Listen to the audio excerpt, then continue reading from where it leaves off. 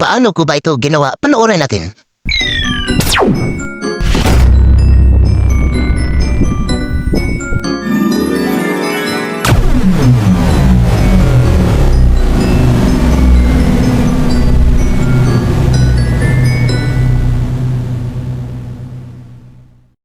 Una ang gagawin, mag-record muna tayo ng video na tulad ito. Kunwari, lumundag kayo dito. Yan. Pagkatapos, umatras kayo na parang may binabato kayo sa kalangitan. Ganyan lang ang pag-record ng video. So, punta na tayo sa CapCut. Open CapCut. Pindutin ang new project. Pagkatapos, yung record nating video, pindutin natin yan. Tapos, pindutin yung add sa baba. At pagkatapos nito, bago tayo mag-umpisa, pindutin muna natin itong resolution niya dito sa taas. Yan. Ilagay lang natin sa 1080p yung resolution at saka itong frame rate dito sa 60. Yan. Tapos dito sa baba, hanapin natin yung aspect ratio. I-set lang natin sa size ng YouTube, 16:9. Yan. Pindutin natin yan. Tapos pindutin na check sa gilid. Pagkatapos, i-play muna natin. Dahil mag-split tayo dito. Itong papalundag na ako. Dito tayo mag-split yan dyan. Yung papalundag pa ako. Tapos i-split natin. Pagkatapos natin may split, dito sobra ito. I-delete natin yan dahil di natin kailangan yan. So pindutin ang delete. Pagkatapos i-play muna natin. At dito naman sa pag-landing ko, dito. Yan, dyan tayo mag-split. I-split natin ulit dyan. Tapos pindutin ang split. Yan. Tapos itong pinag-splitan natin, ibaba lang natin yan. Dito sa baba, hanapin natin yung overlay. Hanapin ang overlay yan, pindutin yan, at automatic na siyang may baba yan.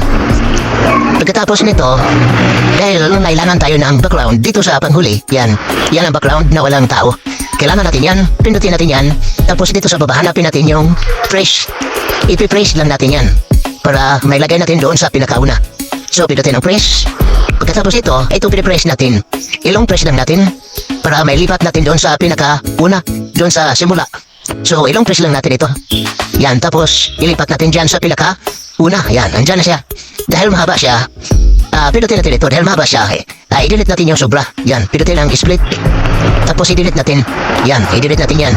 Isukat na natin siya sa itong in-overlay natin. Yan, no? Yan ang sukat niya. So pagkatapos dito, pindutin natin yung in-overlay. Tapos dito sa baba, hanapin natin yung remove BG. Yan. Pindutin natin yung remove BG na yan. Tapos custom removal. Pagkatapos mapindot yung custom removal, pindutin ang brush. Yan. Tapos dito, nipisan lang natin yung brush para maka-remove tayo na background. Yan. Ilagay natin sa number 1. Yan. Tapos yung daliri nyo dito, idikit sa tao para makulayan natin ang kulay-pulay. Ano? Yan. Dandahanan lang natin sa pagkulay yung hindi masyadong lumagpas yung ano niya, yung kulay sa tao, para ma-remove natin ang maayos yung background niya. So antayin lang natin na matapos.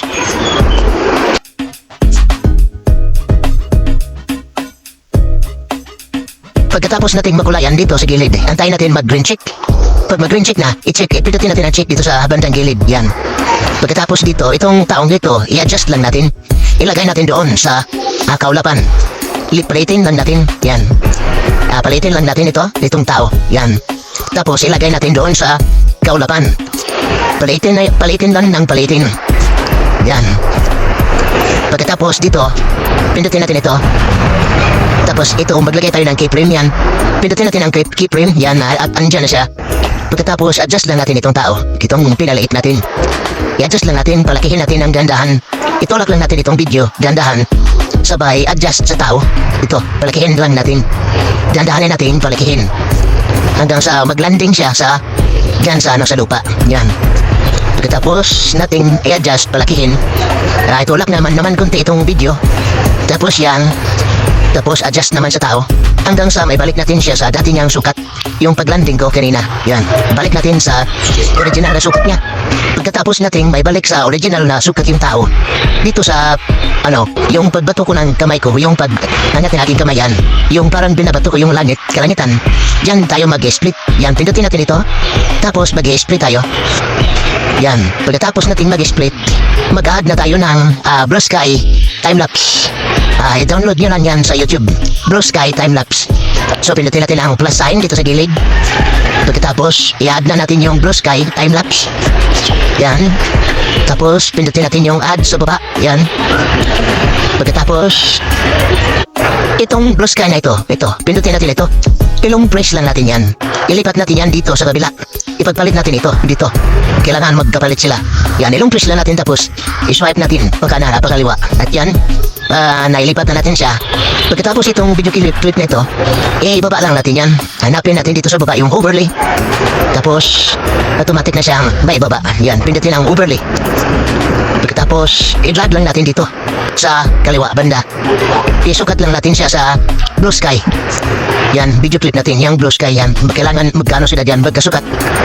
So, pagkatapos dito, itong video clip na to, pindutin natin yan. Hanapin natin dito sa baba yung remove BG.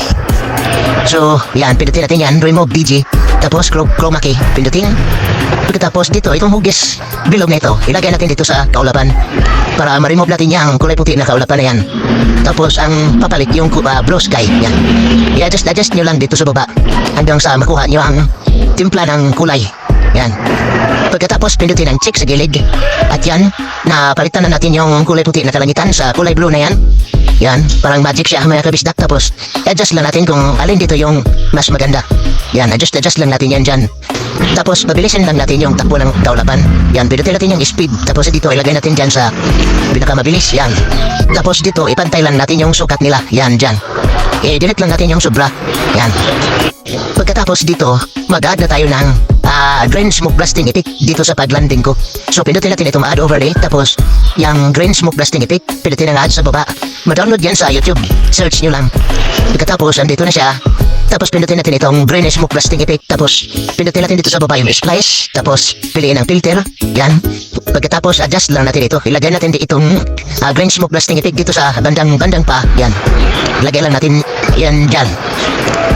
Pagkatapos dito, napansin nyo dito, ito, natabunan yung paa ko dito sa smoke blasting effect, yan o. Hindi makita yung paa ko. So, ang gagawin natin dyan, kailangan lang nating i-duplicate yung video clip na yan. At dito banda, mag-split tayo dito. Yan. So, pindutin natin ito. At pagkatapos, pindutin natin ang split dito sa baba. Yan. Tapos, itong video clip na ito. I-duplicate lang natin yan. Pindutin natin yan. Tapos, dito sa baba, hanapin ang duplicate. Yan. Pagkatapos, pindutin yung duplicate. At yan, naging dalawa na sila. So, itong pangalawa, i-overlay natin yan. Hanapin dito sa baba yung overlay. Yan, para maibaba natin yan. Tapos ilagay natin ito dito banda sa original. So, i-drag lang natin dito pakaliwa. Yan. Dito lang siya banda sa pinag-duplikitan niya. Yan. Para makita yung paa natin sa green smoke blasting effect niya. Para maganda tingnan. So, pagkatapos pindutin natin ito. Itong dinuplicate natin. Tapos dito sa baba, hanapin natin dito yung remove BG. Yan. Pindutin natin yan. Tapos custom removal. Pindutin natin yan. Tapos dito piliin ang brush. Pindutin natin yung brush na yan. Tapos dito, ito, ilagay natin sa number 1. Nipisan lang natin yung brush para makapag-remove tayo ng maayos sa tao dahil maliit siya. So dito sa tao, ilagay yung daliri natin, idikit para makulayan natin itong tao. So antayin natin matapos sa pagkulay natin.